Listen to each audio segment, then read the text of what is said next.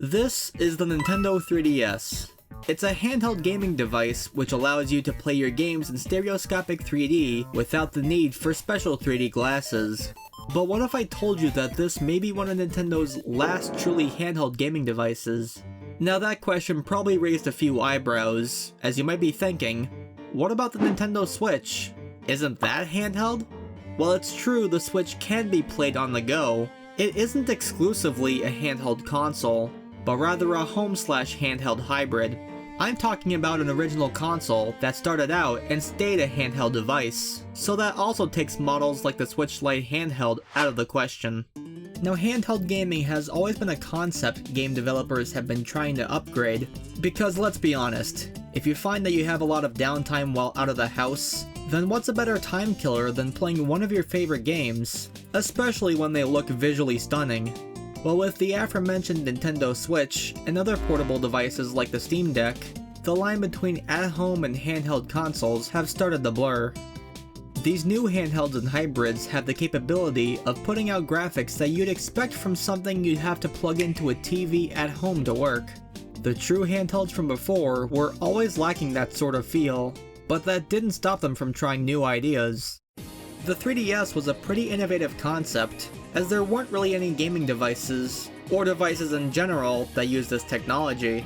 Sure, Nintendo has attempted some 3D-like devices in the past, including the Famicom 3D system from 1987, the Virtual Boy from 1995, and the cancelled 3D add-on for the Nintendo GameCube.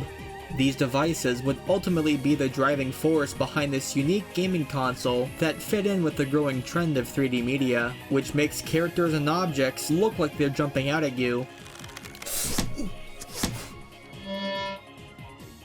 Alongside the obvious new feature came more improved graphics and sound compared to the DS family of handhelds, making games on the go look and sound even better than they ever had. It was also the first console to introduce the Nintendo eShop, an app that allows you to purchase games, downloadable content, and try out demos, all completely digital. After similar concepts like the Wii Shop channel or the Nintendo DSi Shop, the eShop would be a name and idea that would stick around even as of today. Following the later introduction of the Nintendo Network ID system, this would make it so that one online account could share stored funds on both the 3DS and Wii U eShops, along with other personal information for more ease of access. The eShop would also be home to some games you could only buy through the shop itself, alongside other types of exclusive content. The 3DS also included other wireless connection related features.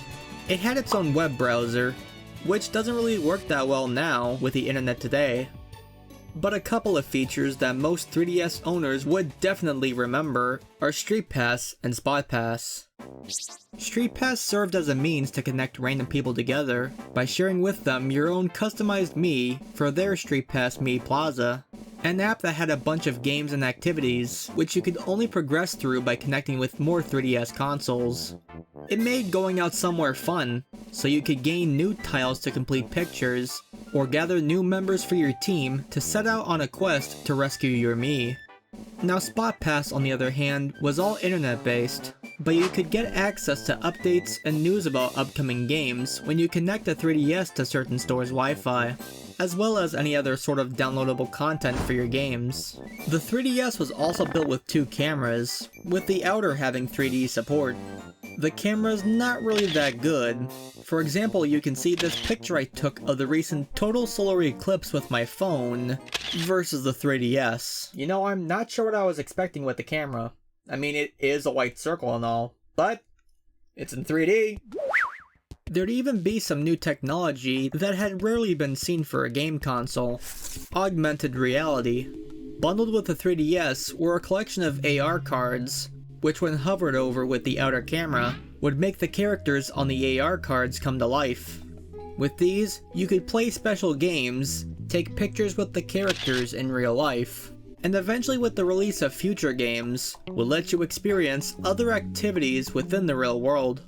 Now of course, what makes a game console without games? There'd be a bunch of them. New ideas, new entries into the well-established Nintendo game series, such as Mario, Zelda, and Pokemon, a bunch of remakes of older games like the Nintendo 64 Zelda titles, Star Fox 64, the original Luigi's Mansion, Pokemon Ruby and Sapphire, Tom Clancy's Splinter Cell, Metal Gear Solid Snake Eater, all of this and more in 3D on the go. It birthed the new linear, three-dimensional Super Mario Bros. Style of gameplay with Super Mario 3D Land, which would see even greater success with Wii U and Switch's Super Mario 3D World. The 3DS's Mario Kart entry would also see an exclusive character never to be seen again as a playable character in any Mario Kart game thus far, Honey Queen from Super Mario Galaxy. There was even support for Nintendo's Amiibo line of Toys to Life products later added, first as an external device that could read the Amiibo, and later something that would be built in to newer 3DS systems. Of course, you could also play your backlogged catalog of original DS games, as the 3DS is backwards compatible. Backwards compatibility is always a welcomed feature, especially with the giant library of DS games, making it that much easier to get to your games if, say, you lost and/or broke your original DS. I don't get it. Literally all I did was sit on it, and now it's broken. Even with all the cool stuff that was added, eventually support would have to be cut to make way for newer generations of systems. And though the technology has gotten much better, the Switch's jump to a hybrid between an at-home and handheld console will lack that relationship the two gaming categories had.